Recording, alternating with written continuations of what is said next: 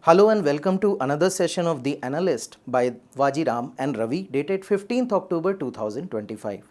Here we have taken up some important news article featured in The Hindu and Indian Express newspaper, and we have segregated our discussion into two parts, that is analysis and simplified. In analysis section, we are going to cover the issue of cybercrime. What is the status, what government is doing, what are the causes and methodologies, and what could be the possible way forward. In the topic of microplastic pollution, we are going to cover the causes, their status, their impact, and what could be the possible way forward. Apart from this, you will be provided with mains practice question that you can attempt after the end of the session. Following this, there are the 5 listed topics in the simplified section. So let us begin our discussion with the first topic of the analysis section. So let us start the first topic of today's session. That is cybercrime, and the news article reads as the cybercrime cases of cheating by personation surge in Karnataka. Now, recent government data has highlighted that cybercrime related to fraudulent impersonation, fraudulent investment scheme, basically online investment scheme, and fake job offers are on the rise. Second observation is most of the cases, that is around 70% cases, are reported from the state of Karnataka. Another important finding of this report is that out of 100 cases, only 25% cases are reaching to the stage of charge sheet. Out of those charge sheeted cases, only around 32 to 33% cases are reaching to the stage of conviction. So many of the offenders are going scot-free. So this is the summary of this topic, and why we have taken up, because the GS paper 3 specifically mentions the challenges to internal security through communication networks and basics of cyber security. So in this session, we are going to cover what is cybercrime, what are the methods, how it is impacting the country, what are the government measures, and what could be the possible solution. So let us begin our discussion with the first thing, that is types and methods. Now we all are aware about the fact that how cybercrime is circling us.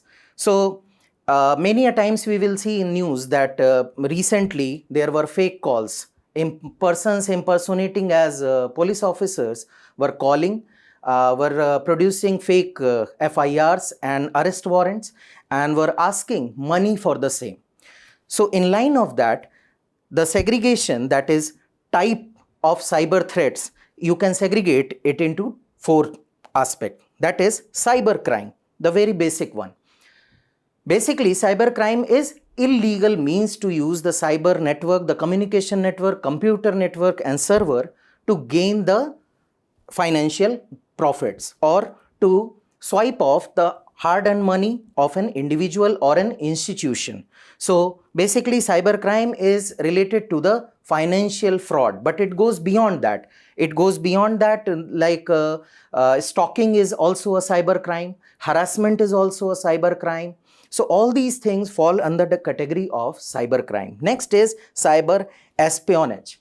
Now this is what is being done at an organizational level. You might have heard about many a times that certain institution is doing snooping into the personal life of the individuals. So in this case, you will find that many a time an organized network is involved in such espionage, like the Stone Panda of China. During COVID time, this group infiltrated into the Serum Institute database, trying to steal the data related to the vaccine that was developed for COVID-19. Another threat is cyber warfare. Now, apart from air, land, water, and space, this would be the next pillar of the cyber warfare. Many NATO countries have already instituted a separate wing to deal with cyber warfare. USA has a separate department to deal with the cyber warfare. In this case, a country kind of tries to paralyze and try to gain control over the cyber network of the enemy country or the adversary, like the case with Stuxnet worm. Here, Israel and USA tried to cripple the Iranian nuclear project. Next is the, you can say, offshoot of cyber warfare is cyber terrorism, where terrorist organizations are using the cyber network to gain access into the networks of any country. Like many a times you might have heard about the Pakistani groups are trying to gain access to the banking system of India, power grid system of India. So it is kind of attack which tries to overwhelm the critical infrastructure of any country. And the methods, there are many, like phishing attack. You will be getting some kind of mail with an attached link. The moment you will click that link, they will gain the access, and many a times it is related to the financial fraud, and you will find that your account is empty within no time. Other is hacking, getting into your system, paralyzing it, gaining all the access, all the information. Other is identity theft, where you will again get a message or link. The moment you click it, they have all the access of data related to your credit card, bank account, and all those things. So these are the types: cybercrime, espionage, warfare, and terrorism. And these are the tools to achieve the same. Moving further, we need to look into what is the cybercrime status, because recently NCRB has highlighted some important findings. One of them is the rise in cybercrime. Now, if you will look into it, that in a quantitative way, you will find that there is a 30% rise from 2022 to 2023. So, while in 2022, the reported crimes were around 6,000, this time it is more than 86,500. So, a jump of around 30%, which is also a good news because reporting is improving. So, you can look at it in that way also, that reporting is improving. That's why the cases are increasing. But in any ways, you cannot deny that they are increasing at a rapid pace, because 30% rise is a big number. Second is, most of the crimes are in the nature of financial fraud, hacking, identity theft, and stalking and harassment, which is again highlighting a very important phenomena, that is darker side of digital social interaction. So basically, you are going to a social media platform with an intention to get connected with people, but you are ending up losing your data, you are ending up losing your autonomy, and you are ending up being a mole in this network, and your data is being spread freely, you are being harassed, you are being blackmailed. So this highlights the darker side of the digital social network. Geographical distribution, as I have told you in the news itself, that 70% of the reported crimes are from the Karnataka. So this is true for entire India. Metropolitan regions are recording the highest number of the cases. Why? Because of the simple reason: the digital penetration, digital literacy, and use of e-commerce is more frequent in these urban areas when you will compare it with the rural area. So you can say that more you are using it, more vulnerability it will bring. And here you can say the data till 2020, it is like rising exponentially. If you will just ignore 2017 and 18, every year you will find around 20 to 25,000 cases, jump of the cases in every, which continued till 2023, because 66,000 was 2022 and 86,000 was 2023.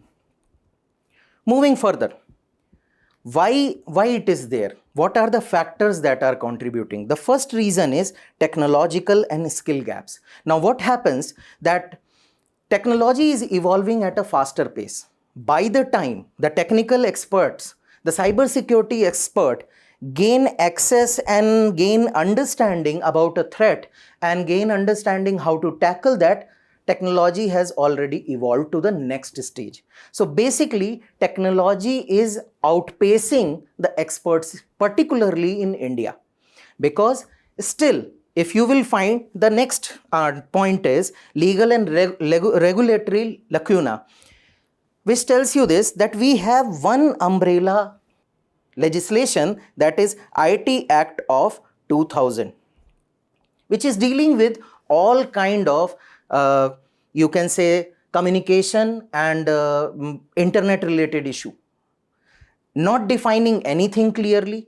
There is no clear demarcation of roles of different agencies, no clear demarcation of role of a state and center. So one umbrella legislation is not enough to deal with ever evolving technology.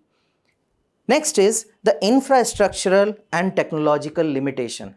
Because of the apathy, because of the poor focus on this R&D, because of the poor focus on developing technology, what happens? India is an economy which is dominated by small and medium enterprises, and most of them are not equipped with the requisite cyber security network or infrastructure, which leads to their vulnerability. So again, you are letting most of, or you can say the mass chunk of your industrial milieu towards the vulnerability. You are letting them open for the cyber attacks and cyber crimes. Then comes the public awareness and digital literacy. Now, digital literacy itself is very low in India. If you will keep aside the urban centers, for rural center, tier 2, tier 3 cities, digital literacy and penetration both are low. Secondly, if we are talking about low digital literacy, what about the knowing the mechanism of data protection, cyber security? How you can expect someone who is not digitally literate or literacy is at a lower level to have understanding of cyber security? That becomes the second cause, and many a times the elderlies, women, children are falling victim to such traps. Next is jurisdictional and international challenges. Now, internet and communication is a trans-border phenomena. Many a times, you have seen we have one umbrella legislation, that is IT Act, which is not sufficient for our domestic demand and domestic issues.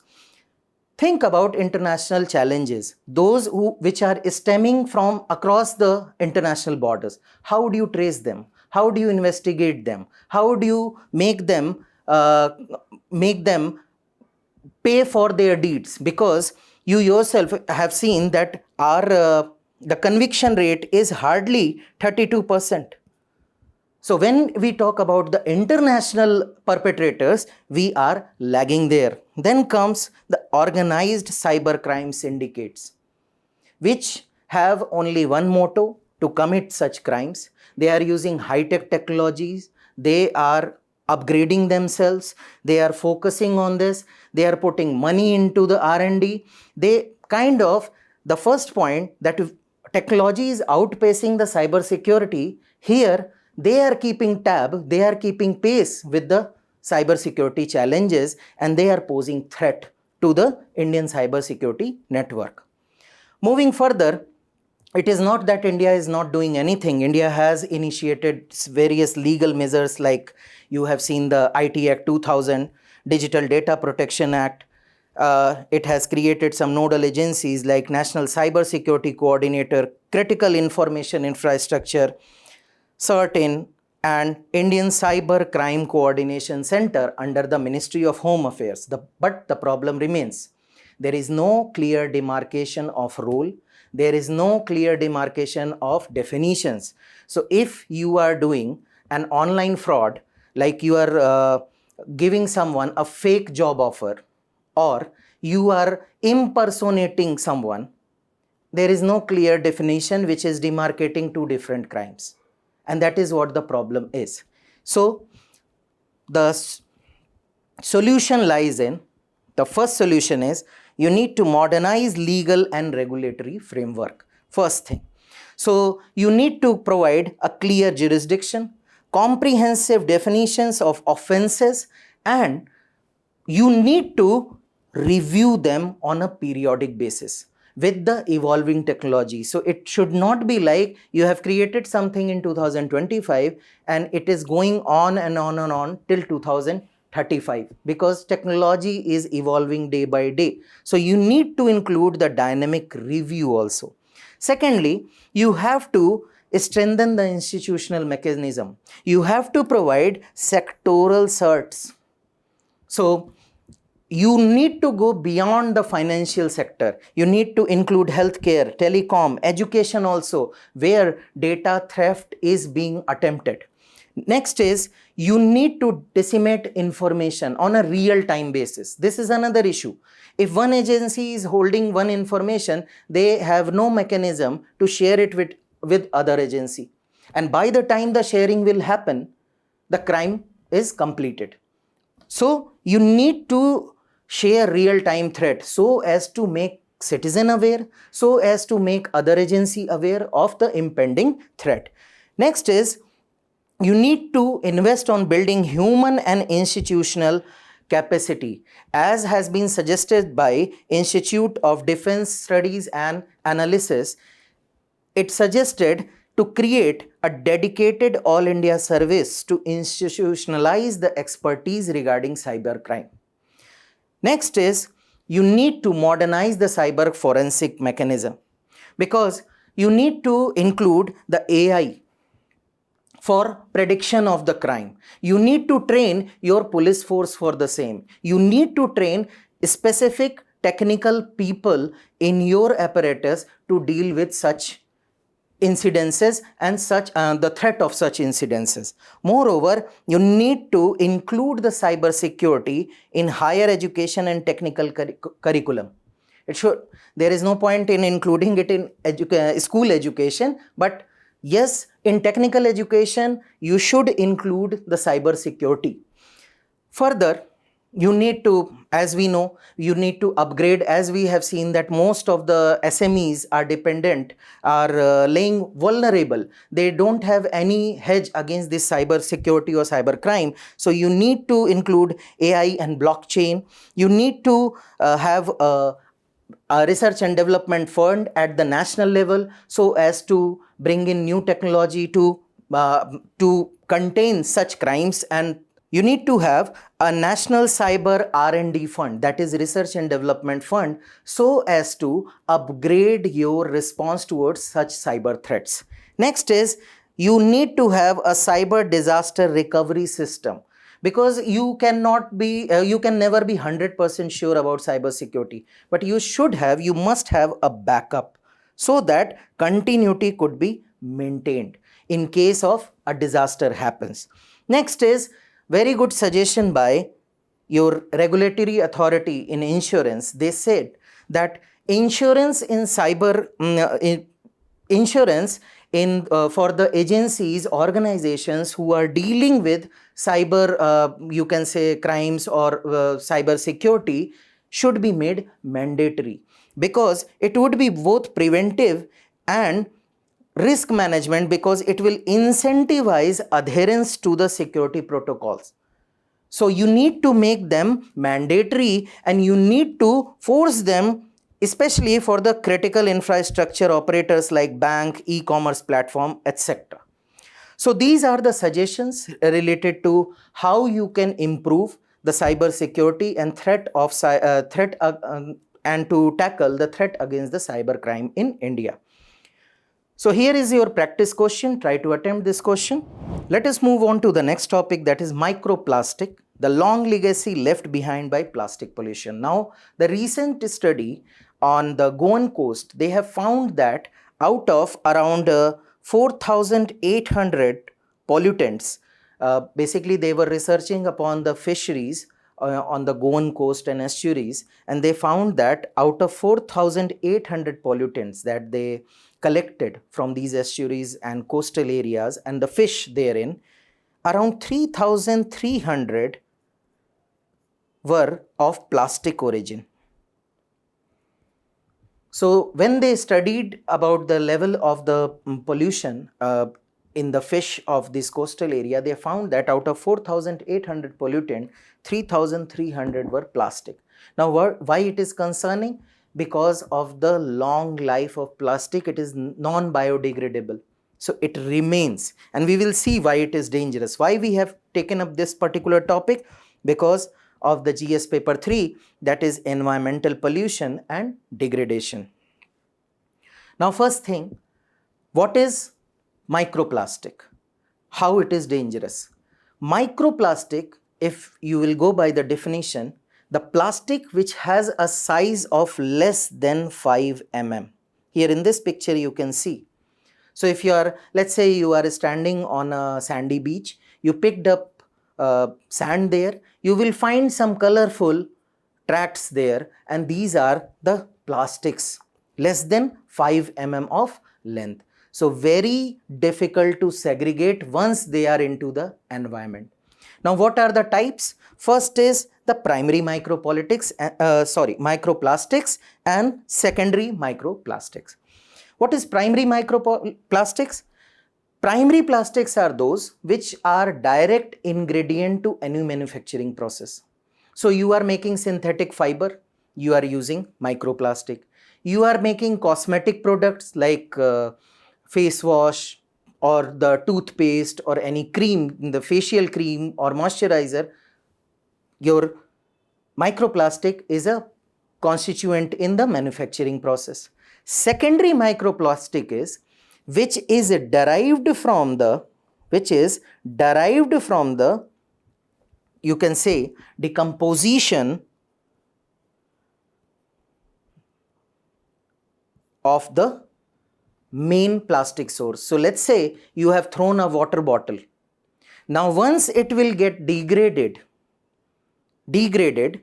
then its particle will be distributed in that particular area, and those are the microplastic. So one by one the weathering process will occur due to temperature, water, abrasion, your movement, anything, and microplastic will be reducing its size, going below 5 mm, and then it will be very hard to segregate it from the environment. So primary, which is directly being included in the manufacturing process, and secondary, which is derived from the decomposition of the plastic products like polythene, like water bottle, like packaging, plastic packaging, etc. Now, what is the spread? Why we are saying that long legacy is there? Because United Nations Environment Program has highlighted one very important thing, that even if you are banning plastic now, the concentration of plastic is in millions of tons. So even if you will ban it now, and even if you are able to curb the use of plastic, then also the degraded part, the decomposed part will take years to be removed from the ecosystem. And that is what the problem is. And because of the size, it becomes more dangerous than the plastic itself.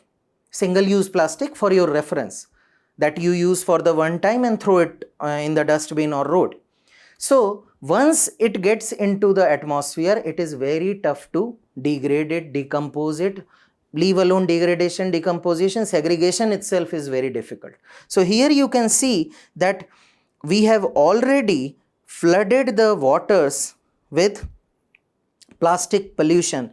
This is in million tons, and you can see different colors for different source. So just imagine, this is the source. What would be the secondary plastic that would come out, the microplastic that would come out from this source? So that is what the UNEP has highlighted, and that is why they have said that this is a long legacy.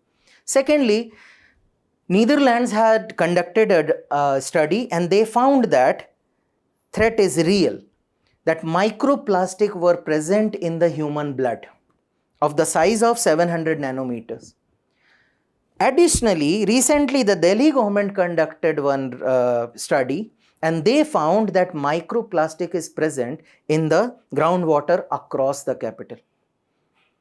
Now we are consuming it on a daily basis.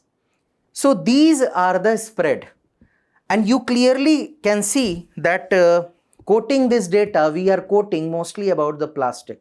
And now you know why it is concerning. We don't have study, data and focus on microplastic, which is far more dangerous than plastic itself. Moving further, the causes. The first cause is over-reliance on single-use plastic.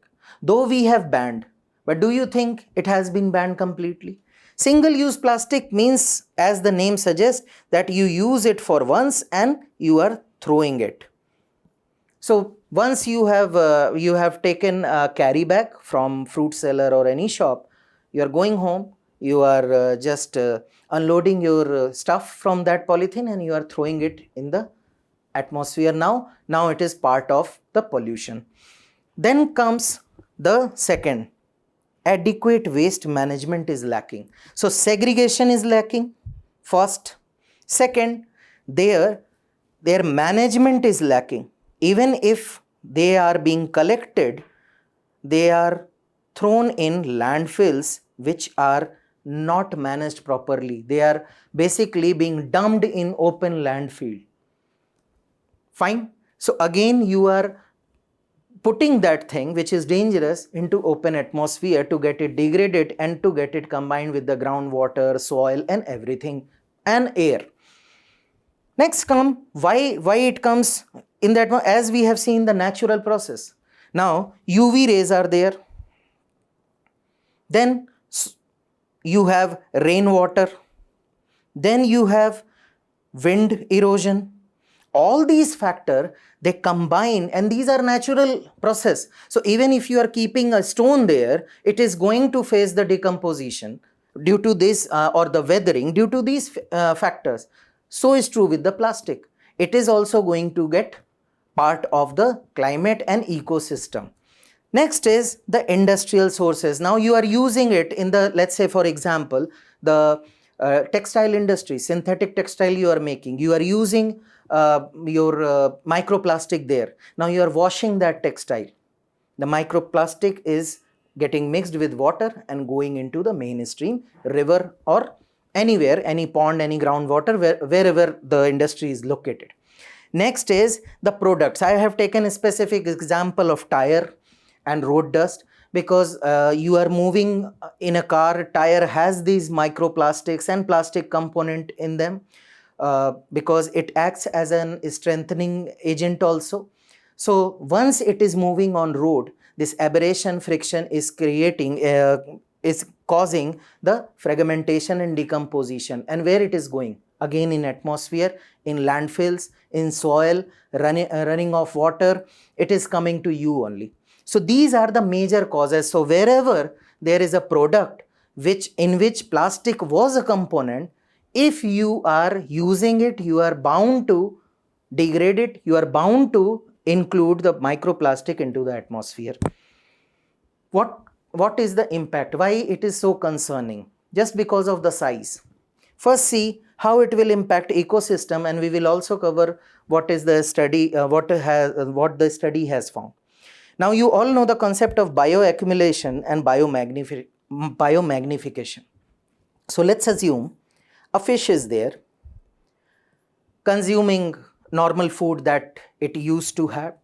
Now plastic is there through fishing nets, through runoff water. Microplastic and plastic both are there. Now this fish feeds on a daily basis. Now it is accumulating this pollutant into its body. Now let's say there is a human who is feeding on these fish. Now he is going to eat fish on a daily basis. Let's say he is eating 1 or 2 fish on a daily basis. So what he is getting, he is biomagnifying the concentration because he is now eating 5 different fish. All are contaminated with the plastic pollution, accumulated plastic. Now you are magnifying the effect. You are consuming 5 times of the pollutant. Okay, so this is what the magnifying effect is. So once the primary producer gets contaminated, the secondary consumer will get contaminated, bioaccumulation and then magnification with every step of the food chain. Second is the physical harm. Now you are ingesting this pollutant, drinking water, breathing, normal eating food, your soil is contaminated, you are eating the crop, you are eating marine products, everything. It is going into your blood, blocking if you will talk about the aquatic and marine life, and this study found that these plastic pollutants were present in the digestive tracts. So what it will cause? You will be having this feeling of satiated. Your stomach is filled with what? Pollutant. You are not taking up nutritional food items because you have already consumed plastic. Now it impacts the growth and development of these organisms. Next is habitat degradation. Now where it all going? The microplastic and plastic. Soils. Okay, ocean bottoms, river bottom, normal soil. You are degrading the habitat. This organism is adapted to live in certain environment, and now you have suddenly modified it with a pollutant. Now either this habitant or the organism, they have only two options, either to adapt or to die. So you are putting through this pollution, you are degrading the habitat also. Now coming to human, accumulation in body, I have already told you. Toxicological effect will include impact on immunity and metabolism. Further, like any disaster, who is at the forefront? The vulnerable population, women, children, elderly. Why? Because many studies have shown that their health indices are poor already. Though they are improving, but still they are in a poor category. So if you are feeding on a contaminated food, it is bound to impact those who are already weak. Now comes the indirect health risk. Now contaminated water, contaminated soil is a good breeding ground for pathogens to grow. So double whammy. You are consuming the pollutants and you are also providing vectors for growth of pathogen. Now, moving further, are there any initiative? Yes, there are. Plastic waste management rules are there. Extended producer responsibility is there. Single-use plastic ban is there. There are studies like have you seen in Delhi, but you can see that there is no dedicated measure for microplastic, not even study. Comprehensive study is also missing. So what could be the possible way ahead? Simple. Strictly limit intentionally added microplastic within the manufacturing process. Improve the waste management and recycling infrastructure, because segregation and their management is very important. Only then you can control this plastic and microplastic in this supply chain only. Otherwise, once it is mishandled, once it has been left, you can say poorly managed, they are in the ecosystem and then there would be no looking back. Third is research and data gap. You need to have a data to devise any strategy. You need to have research to devise any strategy. Without research, without data, you cannot do anything. You need to highlight the hot spot. You need to identify where it is more, where it is less, which industry is more polluting, which area is getting more polluted. Until and unless you don't have that understanding, you are not you won't be able to control it. Next is you need to integrate the microplastic management into your policy measures, because as we have seen, our policy measures or regulations are mostly focused on plastic or at most single-use plastic. We don't have micro focus on microplastics. So this is high time, and fishery sector is an important sector, important for food security. So we need to have focus on the specific focus on the microplastics also. Here is your practice question. Try to attempt this question.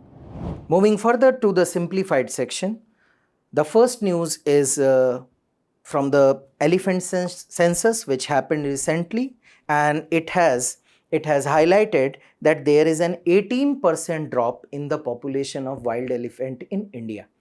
Now this research or this census was delayed. It was supposed to be done in 2021, but it was delayed. But numbers are suggesting that we need to focus on their conservation again because of this declining population. But scientists are saying that since the older method, we will cover that what was the old method and what is the new method. There is a difference in the methodology of counting these elephant population in the wild. So we should take that factor into account. Why we have taken this news? Because of GS paper 3 environment and ecology, and it has featured in both the newspaper Hindu and Indian Express. So what are the key highlights of this news? That first thing is around 18% drop in population, that is around 22,500 elephants have been recorded less this year. Now the name of this census is Synchronous All India Elephant Estimation, SAIEE. It was conducted under the overall supervision of Ministry of Environment and Forest and Wildlife Institute of India under the Project Elephant. Now, what are the key findings of this? That Western Ghats, if you will take up the population region wise, so Western Ghats ranked first.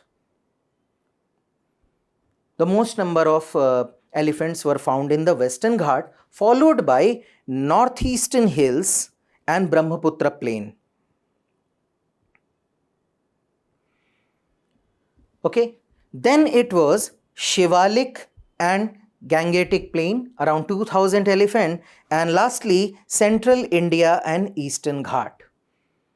State-wise, if you will go, the first rank goes to Karnataka with the highest number of wild elephants, followed by Assam, then Tamil Nadu. Fine. Now, as we have discussed about the methodology, why scientists say that two figures are not directly comparable due to the change in methodology.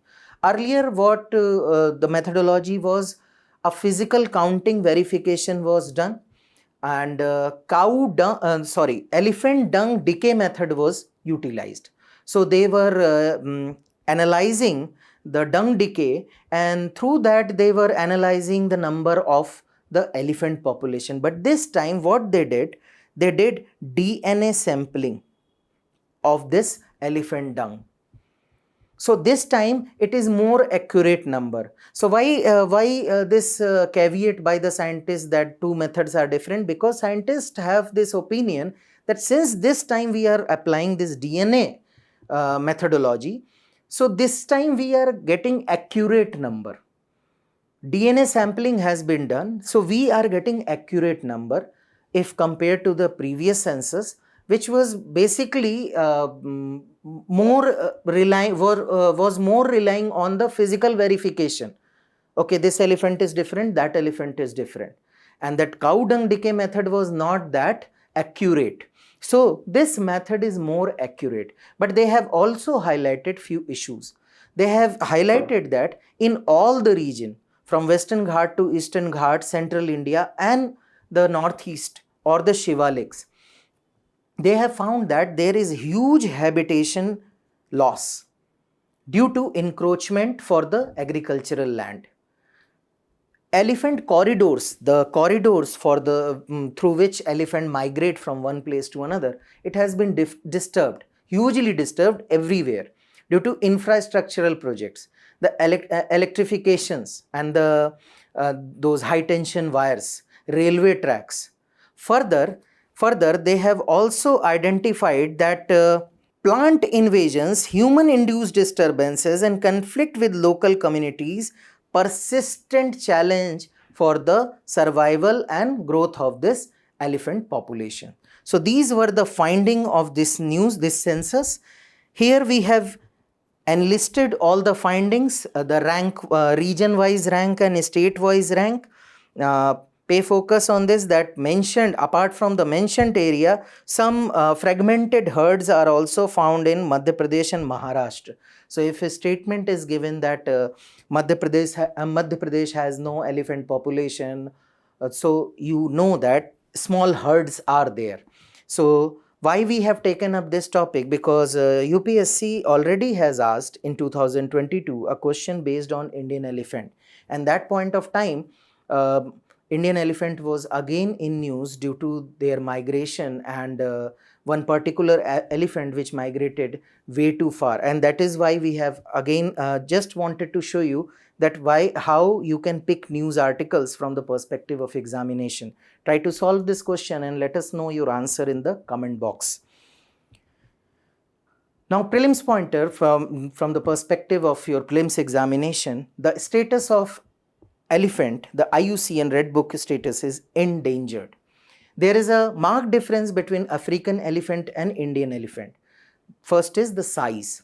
Size of African elephant is much larger than that of Indian elephant. That doesn't mean Indian elephant is small by any mean. It is one of the largest land mammal still. But compared to its African counterpart, it is small. Second difference is, in Africa, both male and female have tusk. They both have tusk. But in India, only males have tusk. Okay. Longest pregnancy they have, these elephants, around 22 months. Lifespan is 6 to 70 years. Eating habit mostly grass, tree. They are vegetarian in their approach, and tree bark, roots, leaves, small stems, these things are prominent in their eating habit. They are matriarch-led herds, usually made up of females and calves.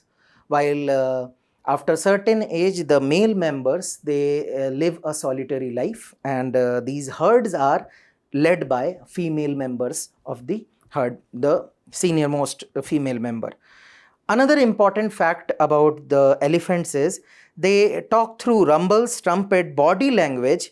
That is fine, but they can communicate through the vibration felt on the ground, through their feet. They can also communicate through this. And there is another feature that very particular feature about elephant, that they mourn their dead, and remarkable emotional intelligence that they show. Now, what is Project Elephant? Again, it was launched in 1992 under the Ministry of Environment and Forest, aimed at the protection of elephant, the comprehensive protection, that is research, rehabilitation, medical facilities, even focusing on those elephants which were in captivity. So it was a holistic approach to save and protect elephant population, because elephant for India is not just an element, not just an animal, but it is closely associated with the culture of India. Okay. Now, Wildlife Institute, again, an autonomous institute under Ministry of Environment and Forest, established in 1982, located in Dehradun, Uttarakhand. Again, as the name suggests, Wildlife Institute, it supports all kind of research and academic process, training program, and you can say the management and protection program related to wildlife, flora and fauna in India. The board is directed by the Union Minister of Environment and Forest, and it actively involves into research process, and WII was part of this census. Moving further, this news where Supreme Court has observed something related to Vatsal portal, which is a dedicated portal for missing child. Now, one PIL was submitted by Gudiya Swayam Sevi Sansthan, and this PIL highlighted the issue of rising number of missing children and how they are remaining untraced. So, Supreme Court directed the government to form a portal, but Additional Solicitor General informed the court that there is already a portal which is Mission Vatsalya portal, where a citizen who came across a missing child or any parent or guardian seeking to report a missing child could register their complaint.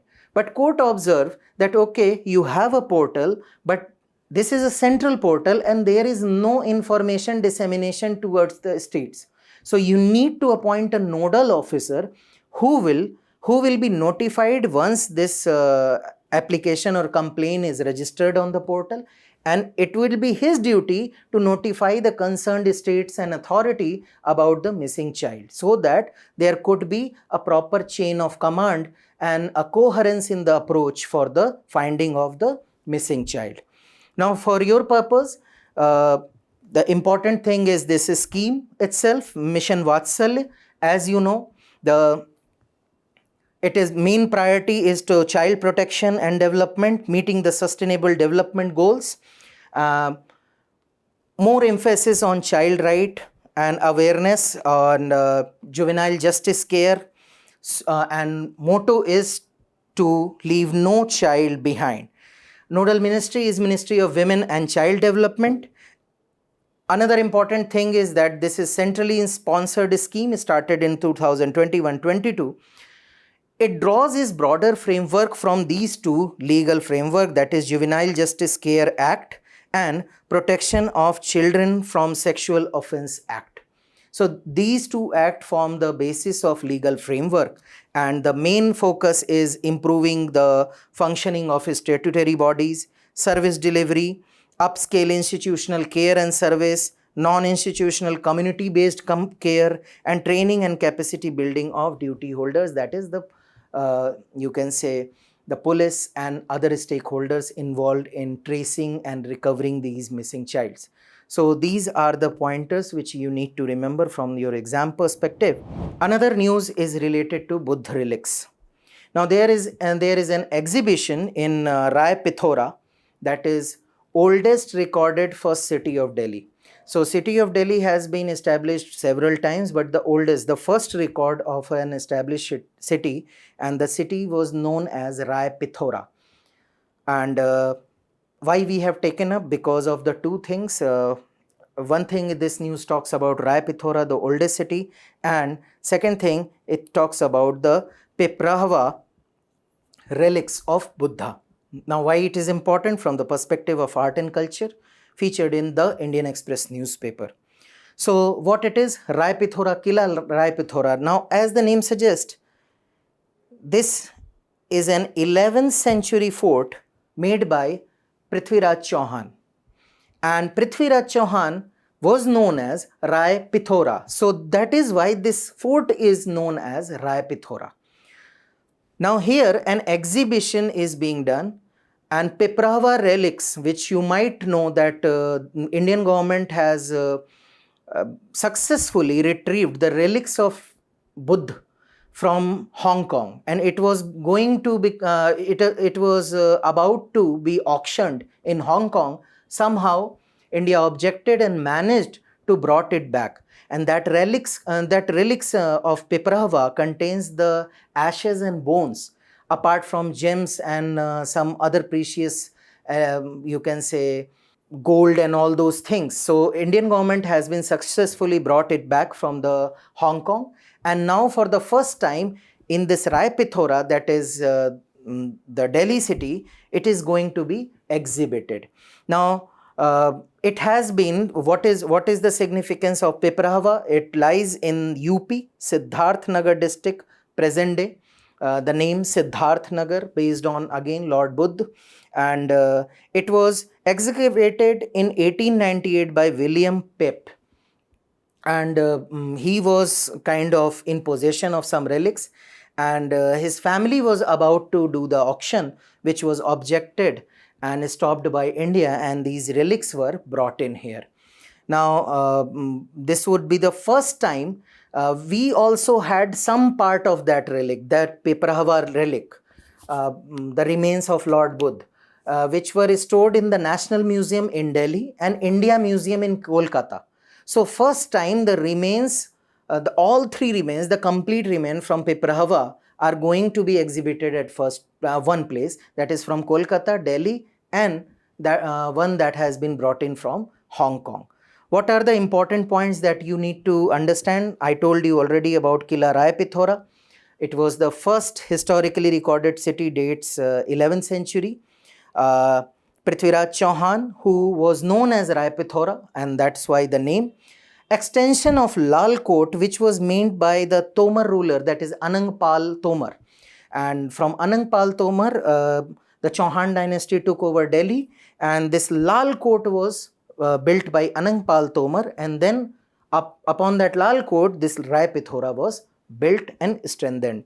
So another, if you want to relate it to your history, the Qutub Minar complex is the place where this Rai Pithora is contiguous. So you will find the remains there, and iron pillar of Mehrauli was brought in from Udaygiri by Anangpal II, that is again the Tomar ruler of Delhi before the Chauhan dynasty. Now about Piprahava Buddhist relic, what happened here, that these relics, the remains of Buddha, were handed over to a member of their clan, that is Sakya clan. And there was an urn which describes what is in it, and gives the detail about the relic, that it contains bones and ashes of Lord Buddha. Now this family, they gave it to the king of Siam, that is Thailand, for distributing and dissemination among global Buddhist community. So that is why it is important. It was directly handed over to the Shakya clan, and from there it went to Thailand, and now it was going to be auctioned in Hong Kong through a private party, which again I am reiterating that government of India was able to brought in India. So for the first time, the entire relic is going to be exhibited. Now the next question, next topic is based on the crew escape system of Gaganyaan, important from the science and tech perspective, featured in The Hindu. Now what was in the news? That Gaganyaan, as you know, that we are targeting a space mission by 2027. And in this space mission, we know that the initial phase, that is atmospheric launch of the rocket, is very important. It gains a tremendous speed from still to hypersonic speed, that is 5 times speed of sound in no time. And this is most critical stage. So as the name suggests, that crew escape system. So if anything goes wrong in this initial phase of lift of the rocket, this capsule is intended to save the crew. It will detach itself from the rocket and will keep the crew safe. So there are two methods through which this work. First is puller type, where CES, that is crew escape system, pulls the crew out of the rocket. Another is pusher type, which is used in SpaceX Falcon 9, where crew module is pushed away from the rocket. Now the critical part is, I told you the speed will be so high of the rocket. So the successful testing is very important, because this escape mechanism had to have better speed than the speed of rocket. Only then it will be able to get separated from the rocket, and separation is not the only important thing, to have this safe distance from the rocket. So what is important from your perspective, that is the Gaganyaan, and what is the mission? I told you mission is to send a crew module in space by 2027. So indigenous capability, the immediate aim is that to reflect upon the indigenous capability of India. But a long-term aim is to do the space exploration and conducting experiments. So we are going to use the LMV-3, which is a human-ready launch vehicle, Mach 3, earlier known as GSLV. And it will have two things, that is crew module and service module. So in crew module, there would be facilities and environment so that crew can survive in space, and that part only, the crew escape module, is part of this crew module. And service module is supportive arm of this crew module. So you can see here that orbital module will be here, crew escape system would be here, and rest is about the engine and the rocket. So these are the important points from your prelims perspective, that is Gaganyaan mission, LMV-3 rocket, 2 modules, crew and service, and aim is to space exploration, conduct experiment, but the immediate aim is to reflect upon indigenous capabilities. Now the next news is based on the product alert raised by WHO, and we are going to cover the institution itself, that is WHO, World Health Organization, as mentioned in GS paper 3.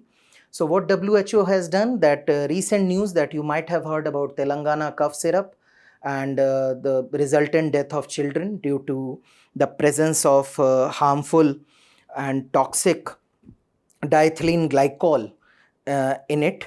So WHO has raised product alert. This is job of WHO to give warning to the world so that tracking and surveillance can be done in time, and it has raised the alarm that if these particular cough syrup like Coldref, Respifresh and Relife, all manufactured by Srisan Pharmaceuticals, if they are in circulation, be aware, raise the surveillance and test the samples. So WHO also has highlighted this thing, that the Central Drugs Standard Control Organization, that is nodal organization of India, has informed the WHO that none of the contaminated medicines have been exported from India, and there is currently no evidence of illegal export. So Indian drug regulator has informed WHO that there is no such illegal export of these drugs in the world market. Now CDSO has already reported to world that diethylene glycol was present in at least 3 of the oral liquid medicines. CDSO itself has highlighted, taking cognizance of this, you know that diethylene glycol is a solvent generally used as a freezing agent. In brake fluid also it is being used. But if you will use it as a cheap replacement of glycerine, which is again a solvent but a costly one, if it is not used properly, it has huge impact on health, and it risks liver and kidney failure also. And in the case of children, you have seen that it has caused death of the children. So for your perspective, the institution of WHO is important, established in 1948, and have 194 member, one of the core agencies of the United Nations, headquartered in Geneva. World Health Assembly is the top decision-making body. It is also, apart from Geneva, having regional offices in South America, Africa, Southeast Asia, Europe and Eastern Mediterranean. And it has a funding mechanism of 2 types, that is assessed and voluntary. So assessed amount that has to be contributed by countries, and there is a mechanism. Every country pays its own assessed amount. Apart from that, up and above that, if anyone, any organization, any NGO, any private sector firm, any individual want to donate, so they can do the voluntary contribution, but from member states. Okay, so and some other partners which I told you, some private partner, NGO or some other organization, if they want to donate, they can donate. Another thing is the Central Drug Standard Control Organization. From the perspective of UPSC, it is important that it works under the Director General of Health Services, Ministry of Health and Family Welfare, and Drug Controller General of India is the head of CDSO, and it is the topmost nodal regulatory authority for the drug control, and it has responsibility from approval to clinical trial, standards, quality of the imported drugs, coordination of the activity of state drug control, and jointly responsible for the grant of license for certain specialized category of critical drugs such as blood and blood products. So CDSCO is important branch of the Ministry of Health and Family Welfare, and it has already raised the red flag. Recognizing that, taking in cognizance, WHO has raised the warning alert and sounded the alert in the world regarding these three cough syrups and oral liquids. So that's all for today. Stay tuned for more such updates. Thank you.